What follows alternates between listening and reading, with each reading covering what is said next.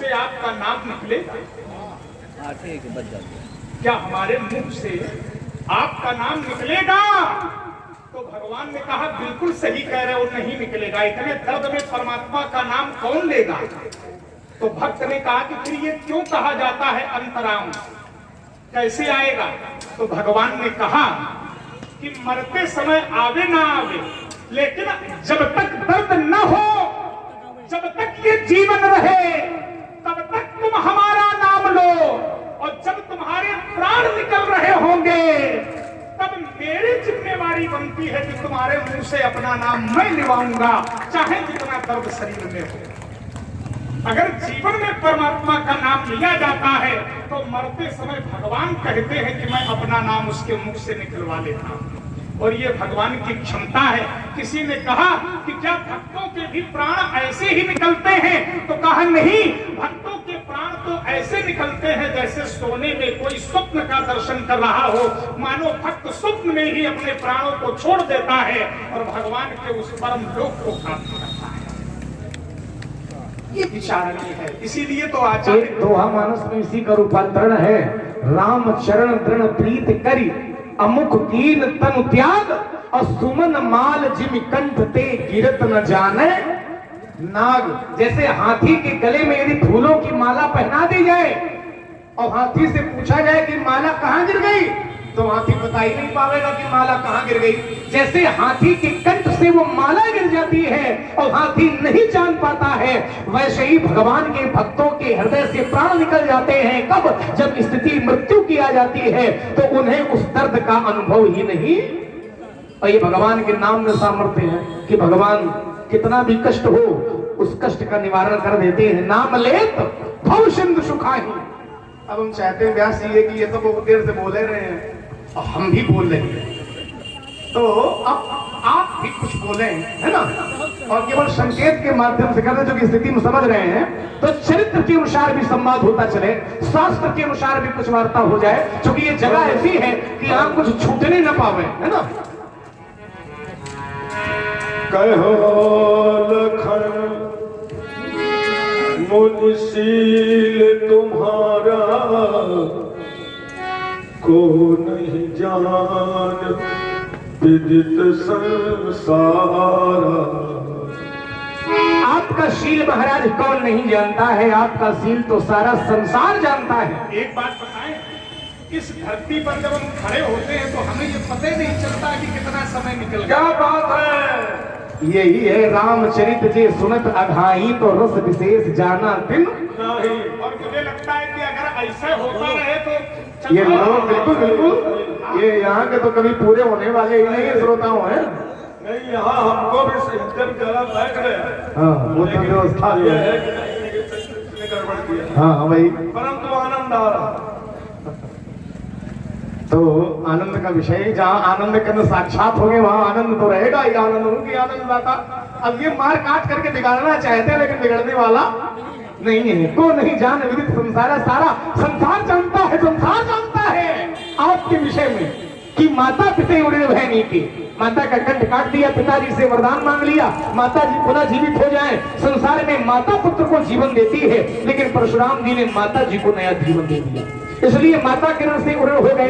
सहस्त्राबाहु अर्जुन के पुत्रों ने पिता का कंठ काट दिया, मृत संजीवनी विद्या के माध्यम से पिता को नया जीवन दे दिया। संसार में पिताजी पुत्र को जीवन देते हैं, लेकिन परशुराम जी ने पिता को नया जीवन दे दिया, इसलिए माता पिता किरण से उड़े हो गए। हम और आप यदि माता पिता किरण से उड़े नहीं हो सकते हैं तो राम लीला देखकर ये संकल्प ले सकते हैं कि आज से हम सभी लोग अपने अपने माता पिता की सेवा, क्योंकि सुन जननी सोई सुत बड़भागी, और जो पितुमात वचन अनुरागी, चारि पदार्थ करतल ताके, प्रिय पितुमात प्राण समझा के। जिसको पिता माता प्राणों से भी बढ़कर के प्यारे होते हैं तो धर्म अर्थ काम मोक्ष उस पुत्र को प्राप्त हो जाता है स्वयं ही। तो ये राम लीला देखने से हमें सीख प्राप्त होती है। परशुराम जी माता पिता के ऋण से उड़ हो गए हैं और गुरु जी का ऋण शेष है। तो गुरु जी का टूटा है धनुष, तो सोच रहे हैं मौका बढ़िया है, लक्ष्मण का मस्तक काट दें तो गुरु जी के ऋण से उड़ हो जाए। सो जिन हमारे माथे काढ़ा, दिन चल गए, दिन चल गए, दिन चढ़ गए, ब्याज बढ़ बाढ़ा दिन व्यतीत हो गए हैं। ब्याज भी बढ़ गया है तो ब्याज ज्यादा न बढ़े, तुरंत हम चुका दे। अब आनी बेवहरिया बोली और तुरंत देव में थैली। आप व्यवहारी बुलावे, हम थैली खोल के आप करण चुका दे। लक्ष्मण ने कहा माता पिता ही गुरिन भैनी के गुर ऋण रहा सोच पड़ जी के। सो जन हमरे ही माथे काढ़ा दिन चली गए ब्याज बढ़वा रहा। अब आनी बेवहरिया बोली पित्राज्ञा पर माता का वध हुआ, पुनर्जीवन मिला, ऋण से ऋण हुआ। सहस्त्रबाहु अर्जुन के पुत्रों ने पिता का वध किया, पुनर्जीवन मिला, पिता के ऋण से ऋण हुआ। गुरु जी ने कहा हलाहल का पान किया है, ताप होता है कंठ में, शेष मणि ला करके दो, नहीं दे पाया, वो ऋण अब भी बाकी है। लेकिन इसका उपाय व्यास जी मैंने ढूंढ लिया था। नत ये ही काट कुठार कठोरे, तो गुरु ही गुरिन होते श्रम थोरे। अगर अपने परशु के द्वारा लक्ष्मण का कंठ काट दे तो मैं गुरु के ऋण से थोड़े से ही श्रम में पूर्ण हो जाऊंगा। लेकिन इसने कहा अब आनी बेवहरिया बोली, प्राण बचाना चाहता है सेवा के लिए, तो उपाय निकाला है कि अब आनी बेवहरिया बोली, आप बेवहर को बुलाएं तो मैं थैली खोल दूंगा। अब बेवहर भगवान शिव है, क्योंकि उन्हीं का ऋण है, अब वो आ नहीं सकते हैं। वैसे भी अगर नहीं आ सकते हैं तो भगवान शंकर तो ऐसी प्रभुता के आधार हैं जो कण कण में बसते हैं। नमामीश मीशान निर्वाण रूपम विभुम व्यापकम ब्रह्म वेद स्वरूपम। ऐसे भगवान शंकर वंदे बोधमयम नित्यम गुरुम शंकर रूपिणम यमाश्रितो हि वक्रोपि चंद्रः सर्वत्र वंदते। ऐसे भगवान शिव जिनके अनंत रूप हैं, लेकिन उन अनंत रूपों में कल्याण, गुरु और विश्वास ये प्रमुख रूप है। शिव शब्द का शाब्दिक अर्थ है कल्याण, कल्याण स्वरूप यहाँ संत बैठे हुए हैं। दूसरा रूप गुरु, गुरु के रूप में यहाँ विप्रगण बैठे हुए हैं।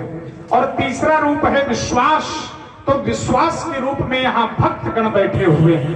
बिनु विश्वास भगति नहीं, ते ही बिनु द्रवहि न राम। बिना विश्वास के भक्ति नहीं होती और बिना भक्ति के कभी परमात्मा द्रवित नहीं होते। भगत की साधन कहूं बखानी, सुगम पंथ मोहि पावै प्राणी। तो ऐसे हमारे व्यवहारी, हमारी रामलीला समिति के जो भी पदाधिकारी गण हैं, वो पदाधिकारी गण मैं चाहता हूं कि वो धर्म मंच पर आवे, जिससे इस स्थान की पूर्ति हो। अब आनी व्यवहारिया बोली। हमारे बीच हमारे बड़े विशिष्ट श्रोतागण यहाँ विद्यमान हैं। शुक्ल जी बैठे हैं और हमारे मुनीम जी बैठे हैं, बड़े प्रेमी हैं और इनका बहुत प्रेम इन सब लोगों का हमें मिला। हमारे बीच में मिश्र जी बैठे हैं। डॉक्टर साहब नहीं दिख रहे हैं, भैयापुर वाले कहाँ नहीं है क्या? नहीं आ पाएगा। तो और भी जितने लोग बैठे हैं ये सभी लोग हमारे व्यवहारी हैं। समीपस्थ ग्राम जहाँ रामलीला के प्रतिष्ठित मंच और आयोजन होता है, उमरी है, रारा है, धारूपुर है, और हाँ हमारे आचार्य जी हमारे बीच में बैठे हैं मंच पर, हमारे व्यवहारी हैं जी, मनोज जी त्रिवेदी जी हमारे बीच में हैं। और जितने भी आयोजक बंधु हैं सबका नाम तो हम नहीं ले सकते हैं, लेकिन सभी लोग जिन पर दृष्टि हमारी जा रही है, ऐसे विशिष्ट व्यवहारी हमारे स्वरूप के द्वारा आशीर्वाद के पात्र हैं। और असतो मा सद्गमय, तमसो मा ज्योतिर्गमय, मृत्योर मामृतम गमय के शाश्वत सूत्र को अपने जीवन में सन्निहित करते हुए भक्ति, ज्ञान और वैराग्य से समन्वित होकर हम लीला के प्रति समर्पित रहते हैं। ये पुरुष वर्ग बैठा है, यहीं पर माताएं बैठती हैं। माताओं की पंक्तियों में कन्याएं भी बैठती हैं, पुत्रियां भी बैठती हैं, और पुरुष वर्ग में पिता तुल्य लोग भी बैठते हैं, पिता वर्ग के लोग बैठते हैं। अगर बेटी रामलीला देख करके अपने घर में जाए, तो ध्यान से सुनिएगा, बड़े श्रेष्ठ लोग बैठे। अगर बेटी रामलीला देखकर अपने घर को जाए और पिता भी रामलीला देखकर अपने घर को जाए, कदाचित पिता अपनी बेटी से ये पूछ बैठे कि रामलीला में आज तुमने क्या देखा? पिता ये पूछ बैठे कि रामलीला में तुमने आज क्या देखा है? तो बेटी को यह बताने में संकोच न हो कि आज रामलीला में मैंने ये देखा। ये देखा, वाह वाह वाह, वो दृश्य, अमूल्य बात हो गई, वो अमूल्य दृश्य बात हो गई। मुझे इस मंच से प्रस्तुत करना चाहिए। वाह वाह, ये लीला का स्वरूप है। ये कमेटी वाले बेटी हृदय खोल कर ये बता सके कि आज रामलीला में मैंने पिता और पुत्री का प्रेम देखा है, आज रामलीला में स्वामी और सेवक के बीच का प्रेम देखा है, आज रामलीला में भाई और भाई का प्रेम देखा है।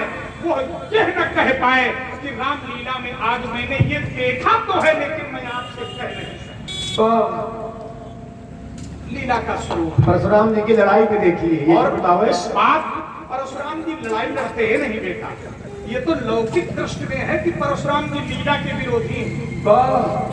अब एक नई बात फिर बताऊंगा, तुमने टोक दिया तो आ गई मन में। बता दो। बहुत लोग परशुराम को लीला विरोधी मानते हैं कि परशुराम ने क्रोध किया है तो लीला का विरोध किया है। व्यास की ये सत्यता नहीं, नहीं सकता, ये गहराई नहीं है। नहीं।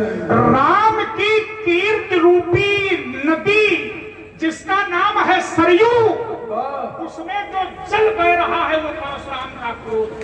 बहुत राम की कीर्ति रूपी सरयू नदी में जो चल बह रहा है वो परशुराम का क्रोध है। और उस जल की धार में बाढ़ आ गई है, और जब उस धारा में बाढ़ आ गई है तो राम की कीर्ति में यदि परशुराम की क्रोध से बाढ़ आती है तो परशुराम का क्रोध निरर्थक नहीं है। और यही सत्यता है व्यास जी। घोर धार रघुनाथ रिसानी, घाट सुबद्ध राम पर पानी, मानस मूल मिली सुर सरित। मानस कहते हैं तो परशुराम लीला विरोधी नहीं है, लीला सहचर है। क्यों? क्योंकि परशुराम के क्रोध से भी राम की यदि प्रतिष्ठा होती है तो परशुराम का क्रोध भी लीला का सहचर है, लीला का विरोधी नहीं है। ऐसे हमारे व्यवहारी हमारे बीच में समुपस्थित है। और व्यास जी एक बात, इनको सुनने में अच्छा लगता है तो मुझे सुनाने में अच्छा लगता है। सुनाओ। लीलाएं तो रोज होती लेकिन ये आनंद नहीं मिलता यहाँ है। जैसे होता नहीं मिलता। ऐसे व्यवहारी हमारे बीच में समुपस्थित हैं, इन सभी पर भगवान की कृपा हो। एक बार उठाएं दोनों हाथ और बड़े प्रेम से जय घोष करें, बोलिए शंकर भगवान की, बोलो आदि शक्ति मां भगवती की, बोलिए सत्य सनातन धर्म की। सभी को इस स्वरूप के द्वारा शुभकामनाएं। अब हमारे व्यास जी अपनी अमृतमय वाणी के द्वारा लीला को अग्रगामी बनाने का प्रयास करेंगे। मधु शीतल पानी,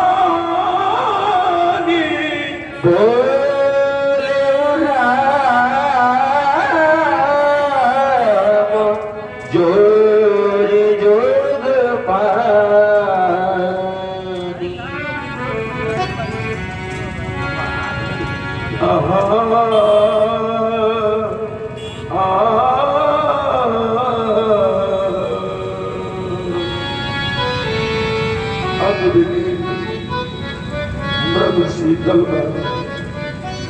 और वास्तव में भगवान परशुराम जी महाराज का क्रोध से कोई बदलने की बात नहीं।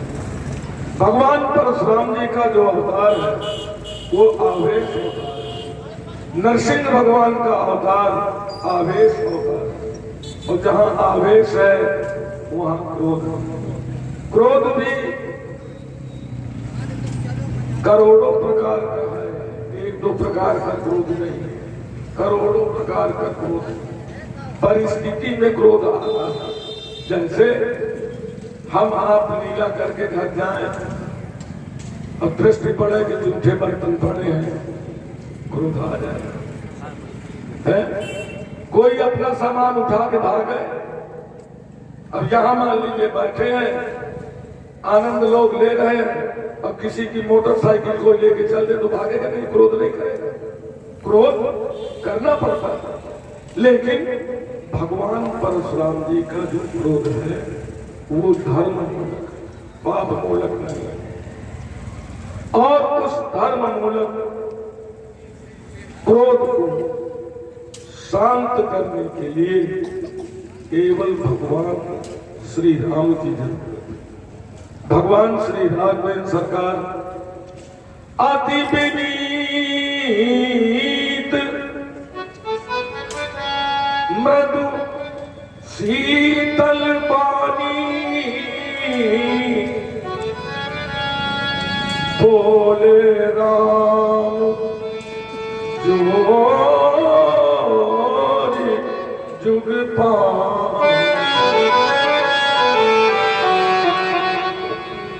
बोले राम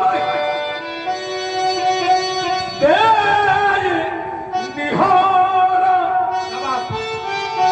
बचाओ बिचारी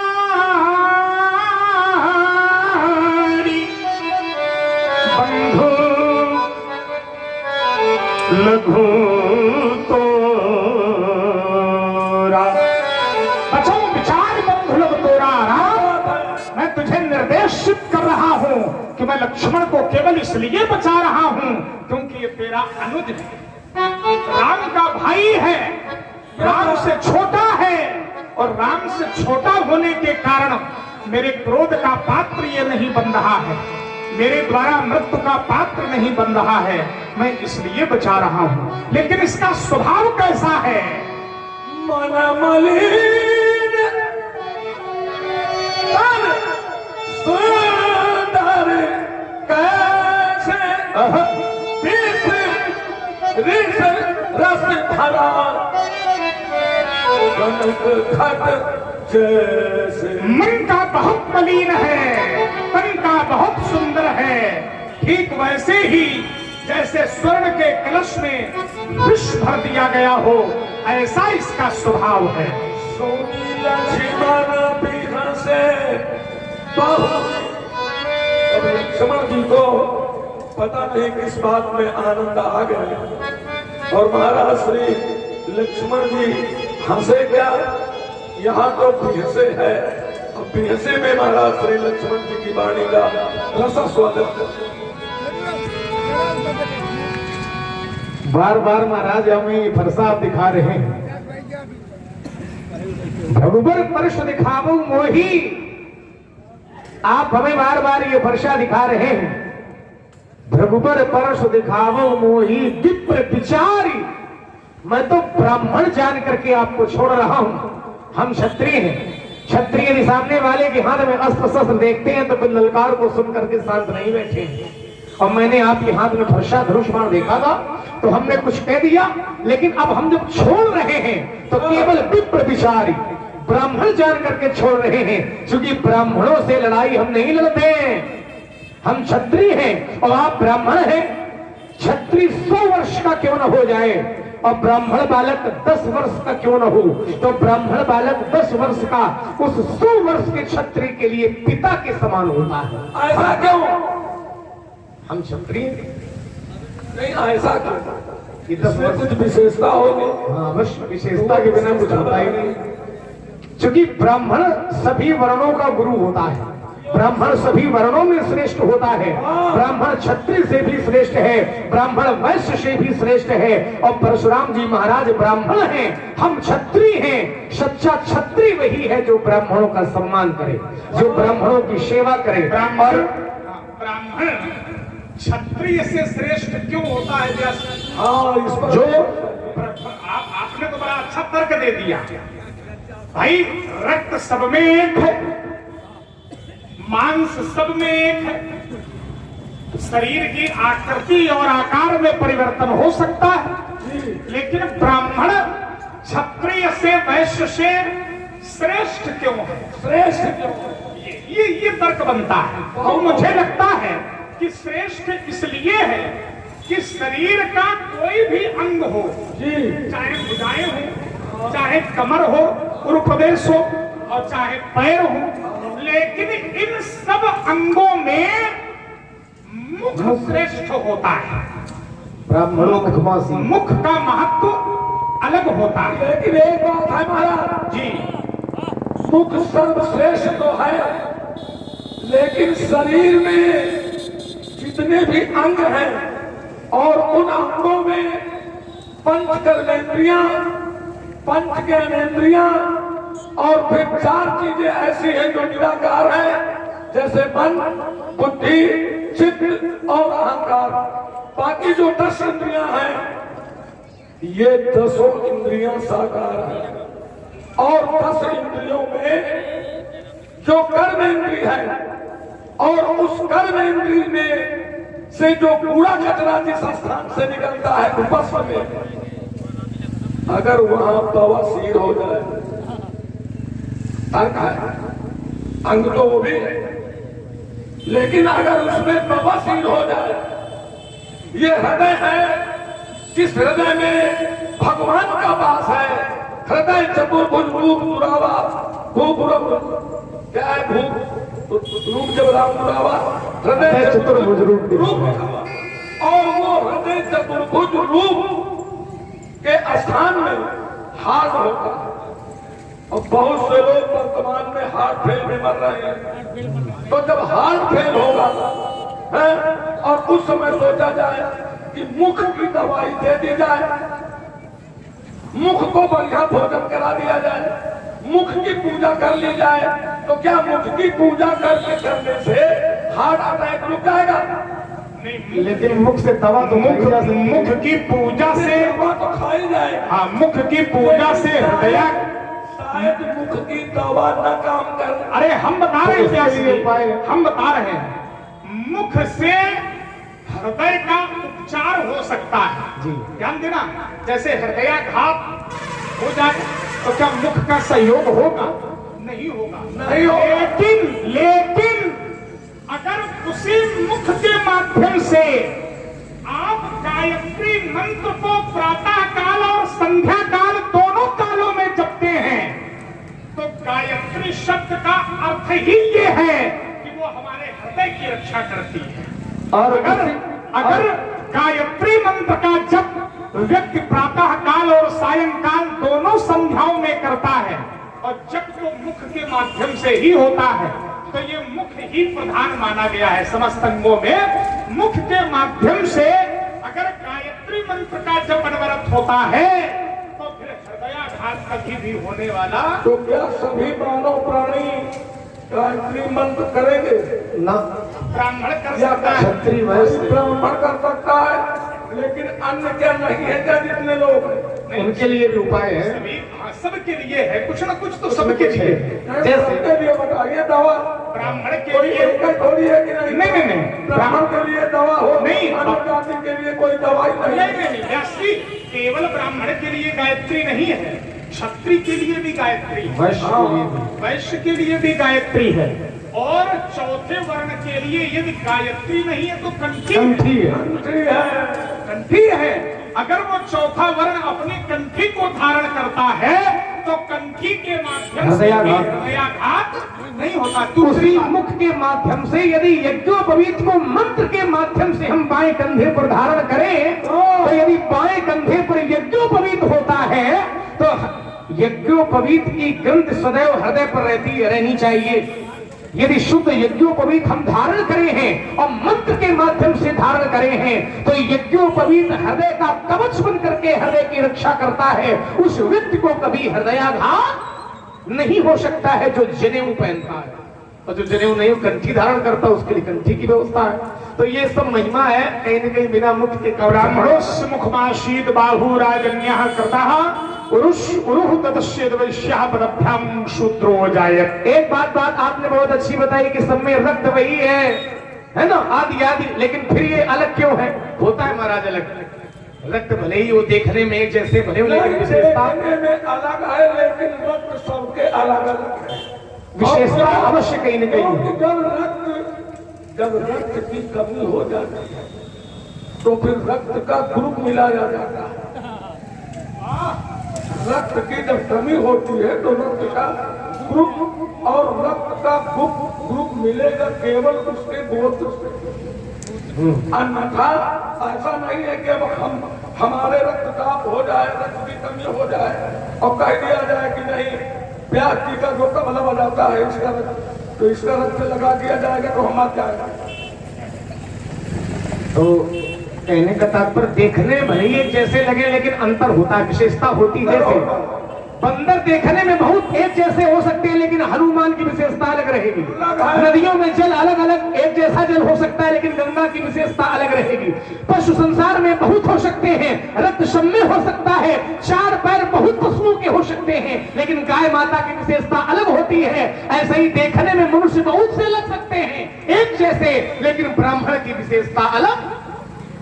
ये उसका ब्राह्मण में भी जो वेद ब्राह्मण में भी तिनमाह द्विज द्विजमाह श्रुतिधारी और तिनमोह निगम धर्म अनुसारी, उनमें भी तिनमाह पुण्य विरक्त पुण्य ज्ञानी और ज्ञानी होते अति प्रिय विज्ञानी।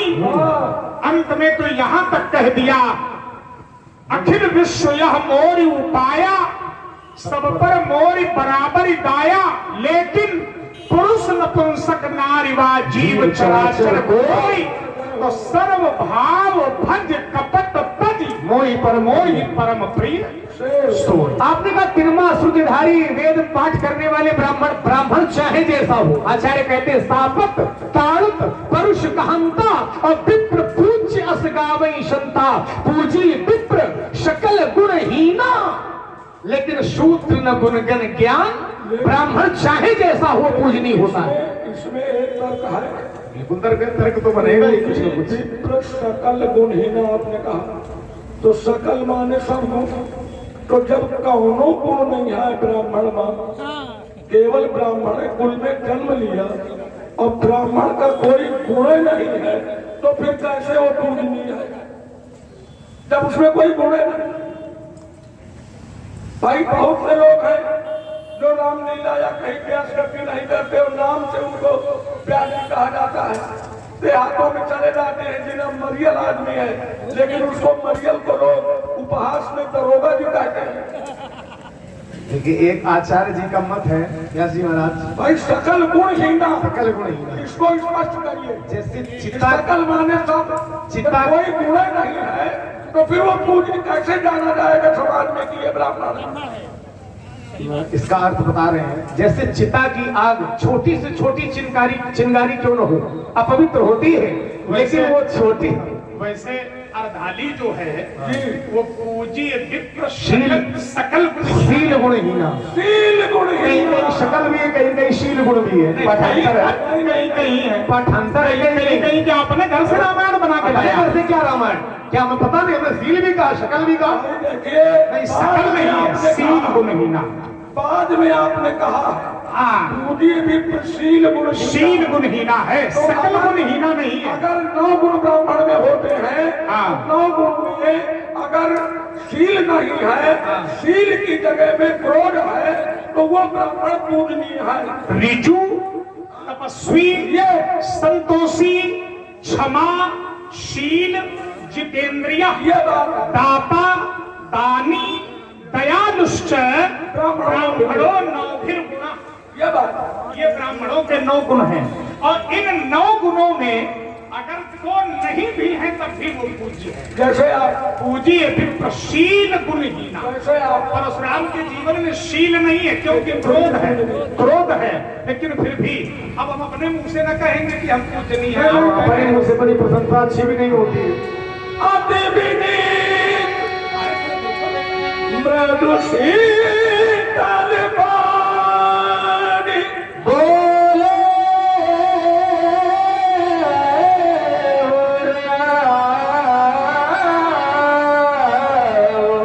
जोरे जोग पानी। हे देवता, लक्ष्मण बालक है, आपके समीप वार्ता में लक्ष्मण से त्रुटि हुई है, मैं लक्ष्मण की ओर से आपसे क्षमा मांग रहा हूँ भगवान। सुनहु नाथ तुम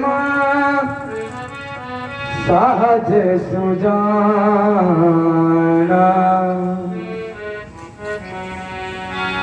और ये बालक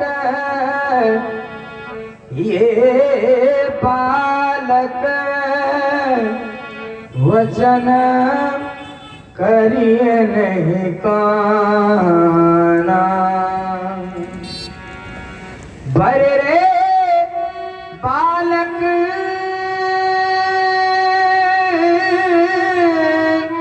एक स्वभाव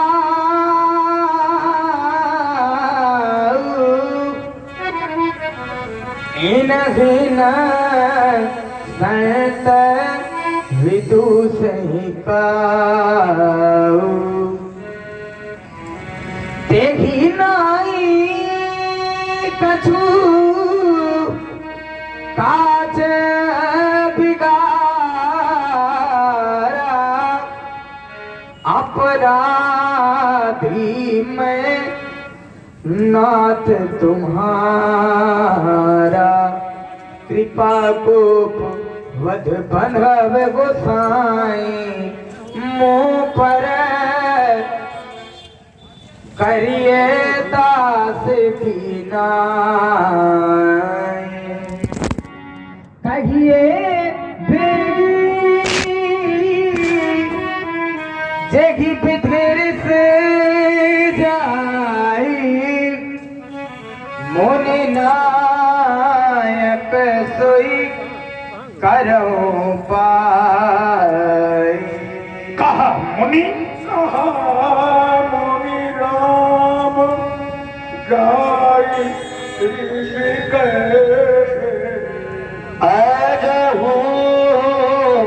आज मुझे तब चित राम तुम्हारी वाणी पर तो मुझे पूर्ण संतोष होता है, लेकिन जरा पीछे मुड़कर अपने भैया की ओर देख, कैसे दृष्टिपात करता है।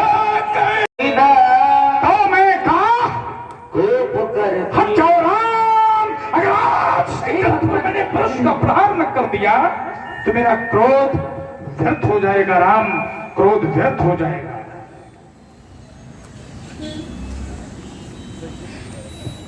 आप मेरे लक्ष्मण का वध करेंगे,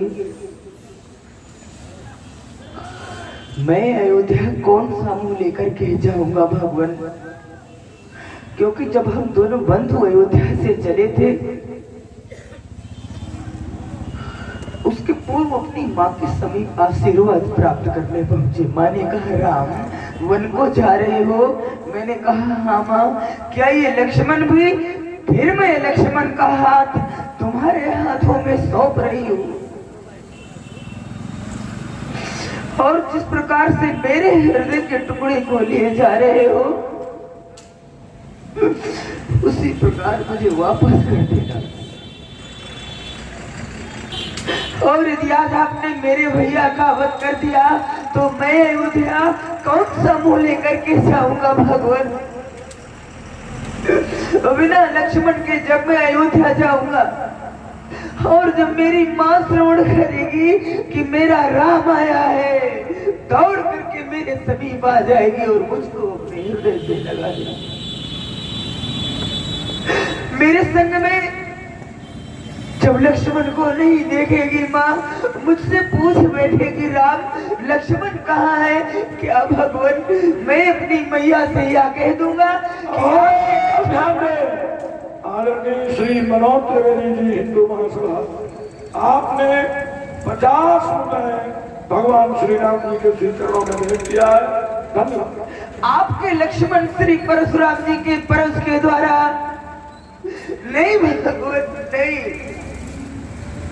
अरे जब मेरी माँ श्रवण करेगी लक्ष्मण का वध हो गया है तो मेरी माँ का हृदय फट जाए। ओम प्रकाश जी गुप्ता,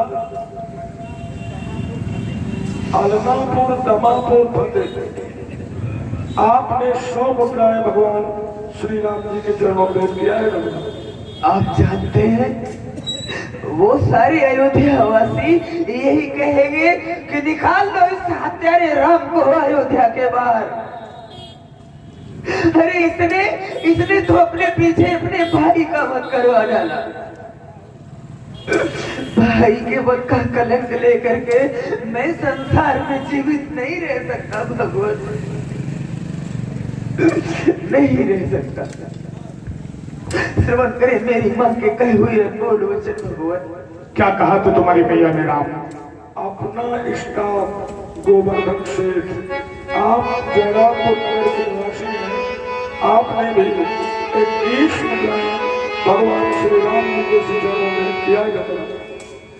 मैया ने चलते समय कहा, हे राम वचन मम सुन लेना, लक्ष्मण को संग लिए जाते हो, तो वैसे ही मुझे सौंप देना, वैसे ही मुझे सौंप देना। मैं पलटूवीर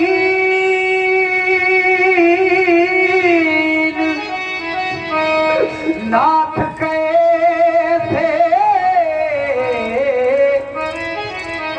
शोकाकुल अवध सिधाऊंगा।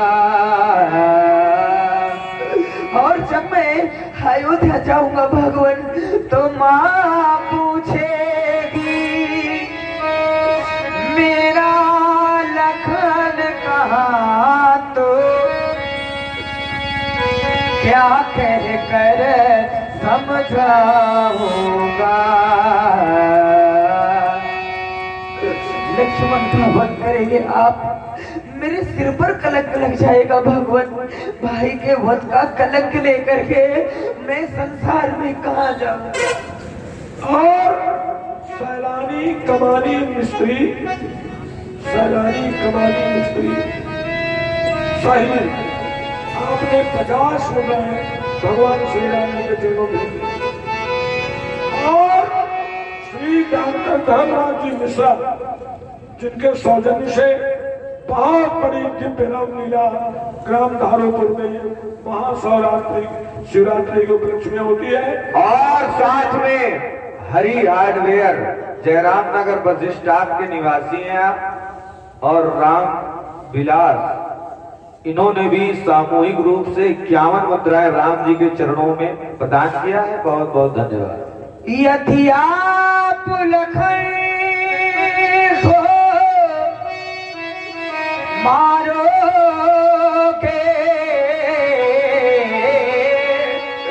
तो मम सिर कलंक लग जाएगा।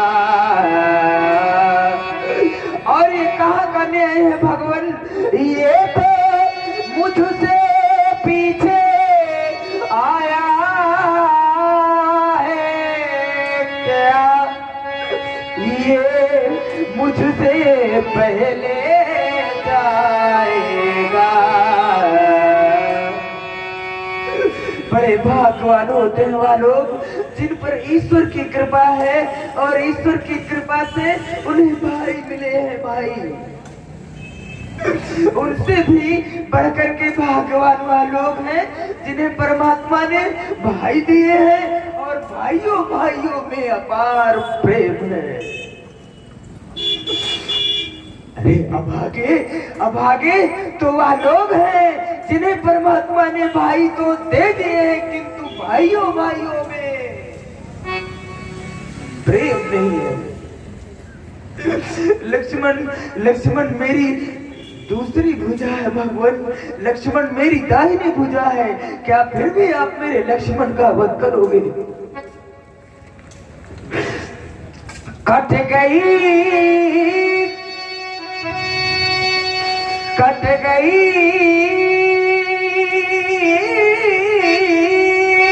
भुजा सब योद्धा की,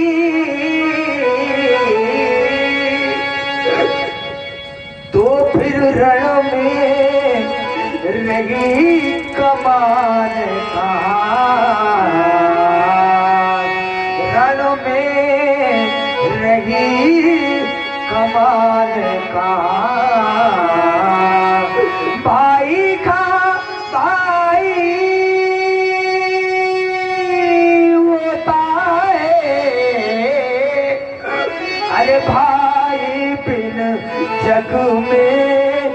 माँ ने कहा।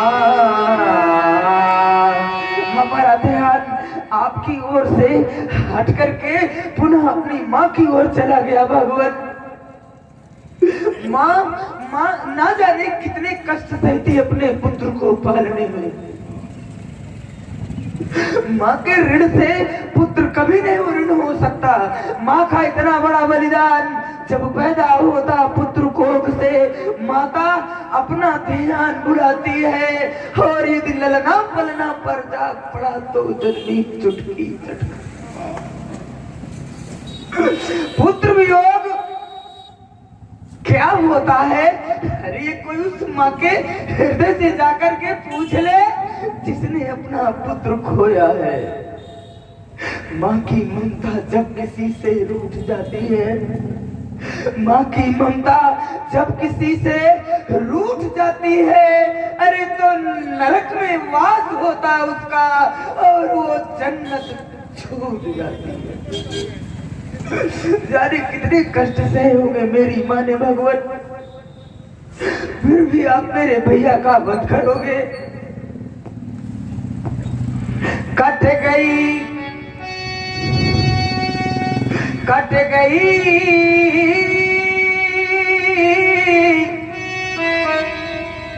जाने कितने कष्ट सहे होंगे भगवत मेरी माँ ने। माँ की गोदी खा ये पुत्र रतन, माँ की गोदी खा ये पुत्र रतन, सौ आंसू में पलता है, सौ आंसू में पलता है। अघृत कष्टों से सींच तब संतत का बिरवा फलता है। मेरी माँ ने चलते चलते दिया लखन का हाथ में हाथ, बदले में इसके मेरा पद कर दो, और इसे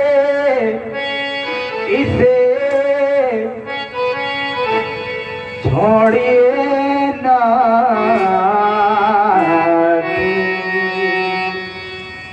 राम, आज तुम रो रहे हो। आज तुम नहीं रोए, बल्कि तुमने तो पूरी समाज को रुला दिया।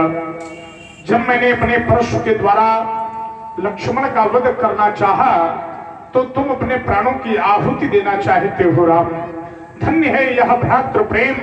संसार के समस्त भाइयों में यदि यही भ्रातृ प्रेम लीन हो जाए, तो मुझे लगता है कि भारतवर्ष में भ्रातृ प्रेम की न्यूनता का अवलोकन नहीं किया जाएगा। राम, तुम्हारे नेत्रों के द्वारा गिरे हुए द्रव्य बिंदुओं से निर्मित सागर में यदि वर्तमान के भाई स्नान कर लें, तो मुझे लगता है कि उन स्नान करने वाले भाइयों के हृदय में वैसा ही बंधुत्व प्रेम उत्पन्न हो जाएगा जैसा आज तुम्हारे हृदय में उत्पन्न हुआ है।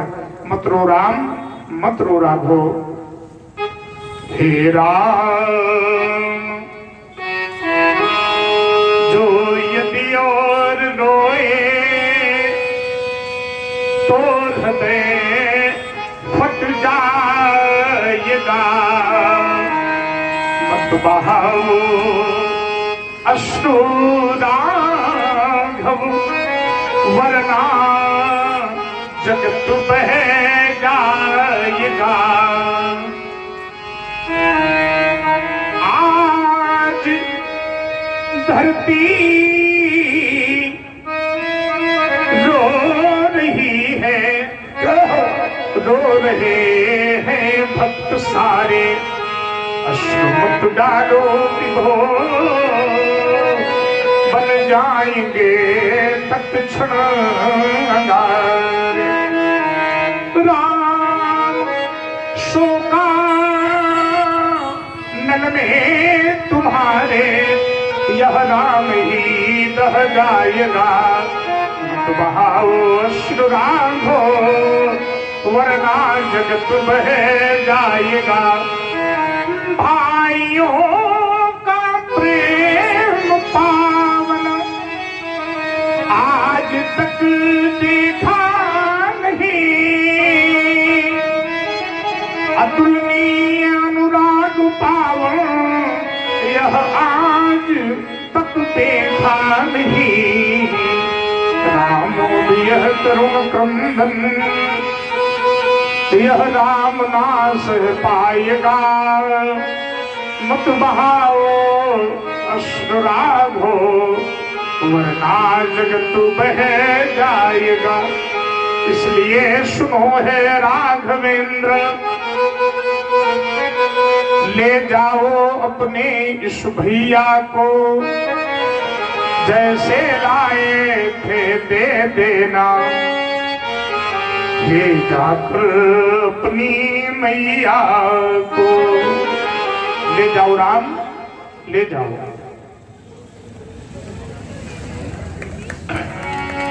बाबू कृपा मोरती अनुकूला बोलत बचन झलक जन फोर।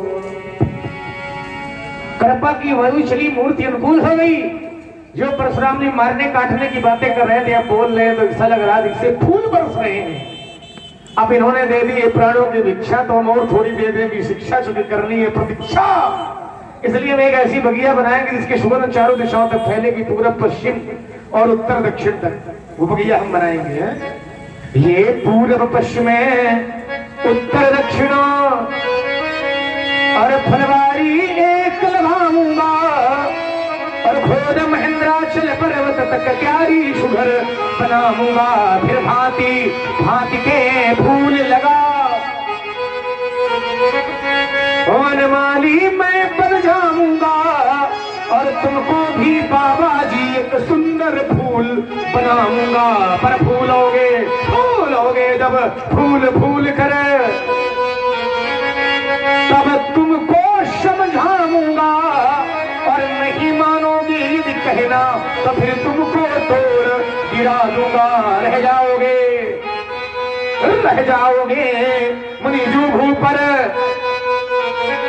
और परे परे कल जाओगे। तब चंद दिनों के बाद मुनि इस मिट्टी में मिल जाओगे। भोल भोल कर रहा खिलाड़ी, तुम्हें कौन फूल किस डाली का। और ये फूलना अब बंधन होगा हम वीरों की तलवारी का।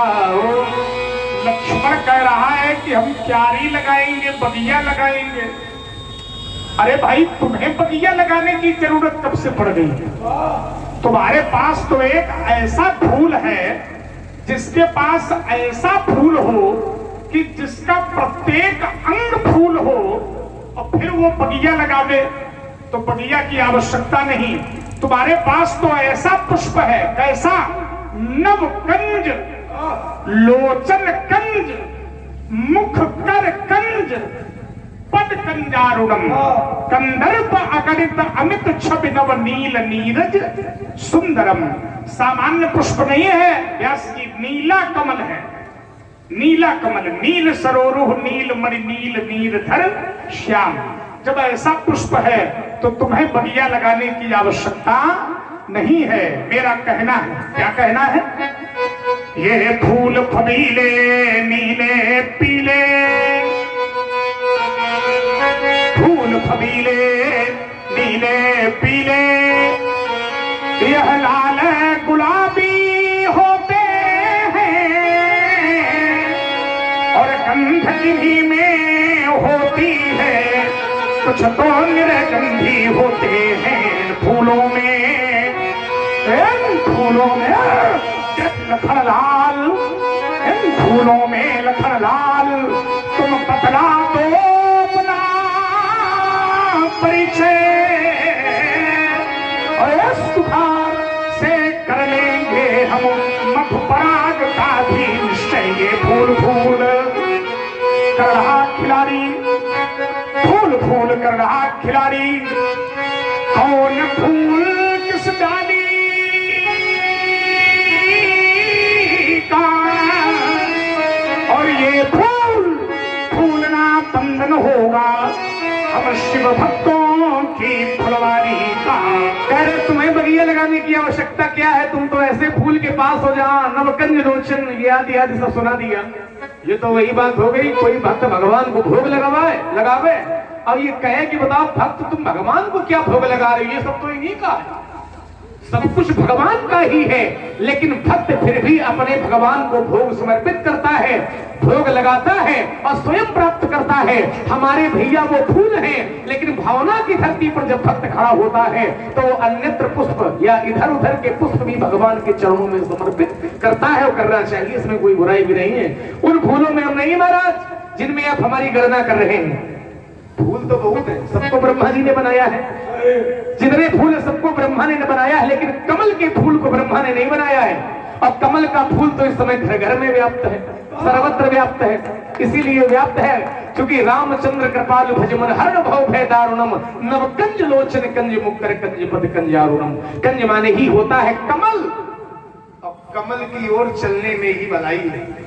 जो पे कृपा जरी मुनि गाता तो क्रोध भय तन राग विधाता। जब कृपा करने पर इनका शरीर जला जा रहा है तो अब क्रोध करने पर तो शरीर की रक्षा भगवान ही करेंगे। भूल गए मतलब है। लेकिन व्यास जी एक बात याद आ गई, स्मरण आ गया मन में, जिस भक्त का अर्पण भी ब्रह्म हो, जिस भक्त की हवि भी ब्रह्म हो, जिस भक्त का सुवा भी ब्रह्म हो, जिस भक्त की आहुति भी ब्रह्म हो और जिस भक्त की अग्नि भी ब्रह्म हो, तो उसको जो लक्ष्य प्राप्त होता है वो भी ब्रह्म ही प्राप्त होता है। ब्रह्मार्पणम ब्रह्म हविर ब्रह्मागदम ब्रह्मणाहुतम ब्रह्मैव तेन गंतव्यम। तो ब्रह्म कर्म समाधिना, और तुम्हारे लिए तो माता रामो मत पिता रामचंद्र। तुमने कहा इधर उधर की व्यवस्था करनी पड़ती है, तुम्हें कहीं नहीं जाना है। माता रामो मत पिता रामचंद्र, स्वामी रामो मत सखा रामचंद्र, सर्वस्व में रामचंद्रो दयालु, नान्यम जाने नैव जाने न जाने। तो व्यास जी एक धारा प्रस्तुत है, इसके बाद मैं चरित्र से जुड़ूंगा।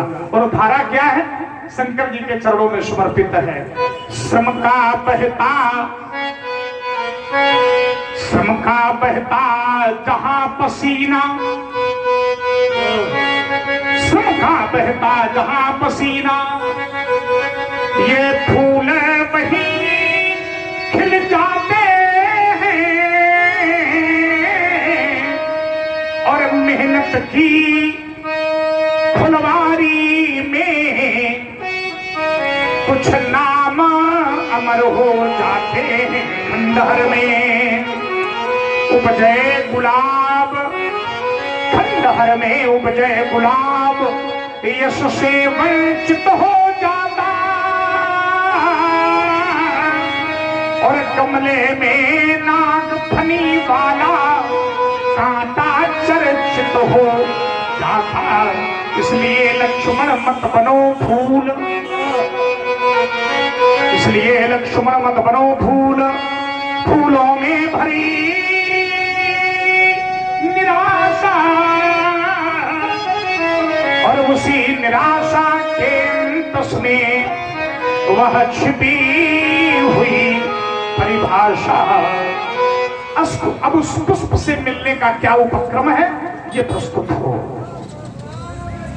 बार बार मुनि विप्रवर कहा, राम सन राम बोले रघुपति सर्वनाश, कहो बंधु समता। बार बार विप्र विप्र विप्र कहकर मुझे संबोधित करते हो राम, क्या तुमने मुझे सर्व सामान्य साधारण ब्राह्मण समझ रखा है? यदि नहीं तो फिर वही कथन कहो जिसे मैं श्रवण करना चाहता हूं। हे देवता, छुबतही टूट पिनाक पुराना, मैं केरी तू करो अभिमान। देवो धनुज भूपति बट नाना, देवो धनुज भूपति बट रम बल अधिक होय बलवाना। जोरानु हम ही बचा को लरही सुखेन काल की विप्र पंच के अस प्रभुताई, अभय हो जो तुम ही डराई।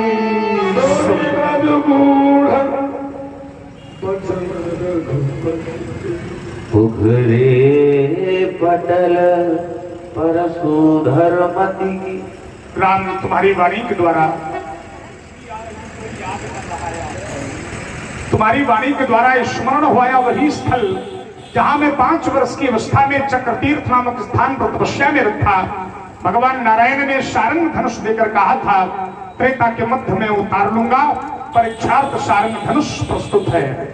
राम राम रमा पति करे धनु ले हो, राम रमापति कर धनु ले हो, कहीं चहु मोर मिटे संदेह हो।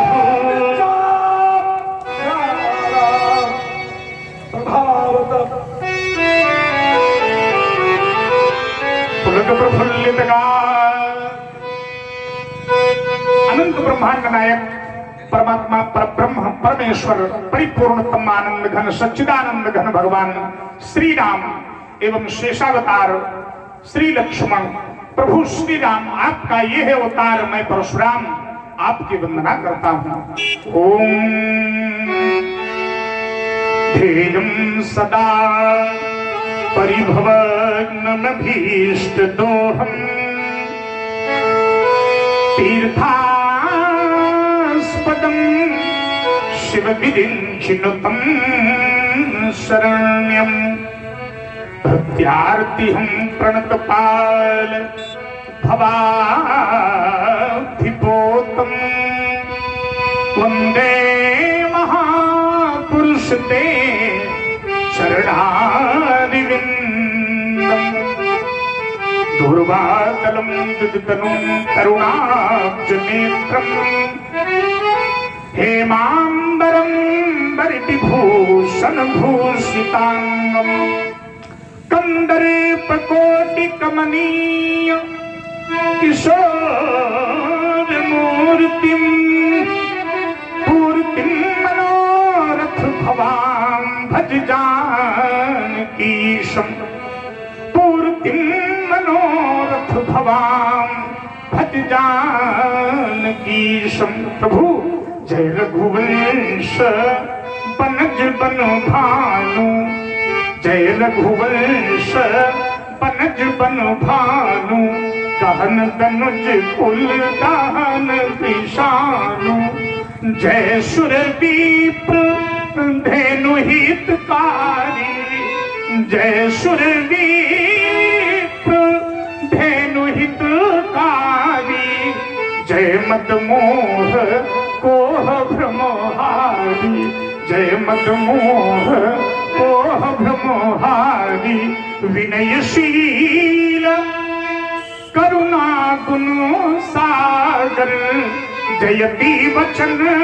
रचना अति नागर, सेवक सुखद सुभग सब अंगा, जय शरीर छवि कोटि अनंगा, करों काह मुख एक प्रशंसा, करों काह मुख एक प्रशंसा, जय महेश मन मानस हंसा, जय महेश मन मानस हंसा, अनुचित बहुत कहो अज्ञाता, क्षमो क्षमा मंदिर दो भ्राता, क्षमो क्षमा मंदिर दूघाता प्रभु अब वही नाथ की जय बने जिमी हमारी उबारो यमारो शरण में तुम्हारी न जाना था भगवन तुम रमा के पति हो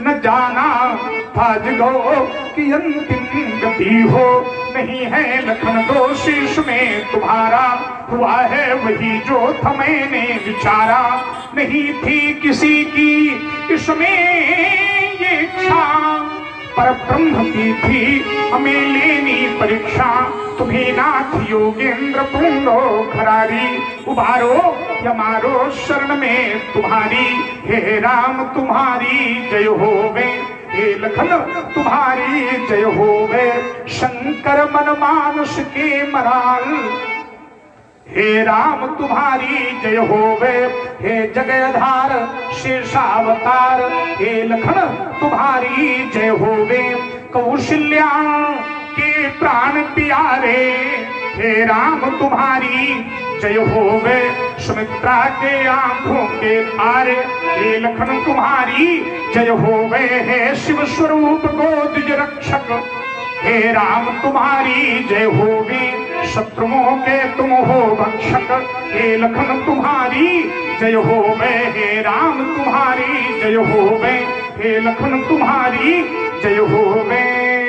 एक बार सभी भक्त बड़े प्रेम से जय घोष करें बोले राम भद्र भगवान की बोलिए लखन लाल की बोलिए जानकी मैया की बोलिए शंकर भगवान की बोलिए सत्य सनातन धर्म की हर हर हर महादेव।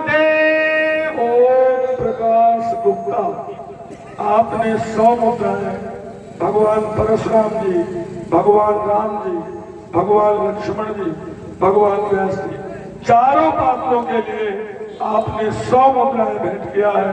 बहुत बहुत धन्यवाद।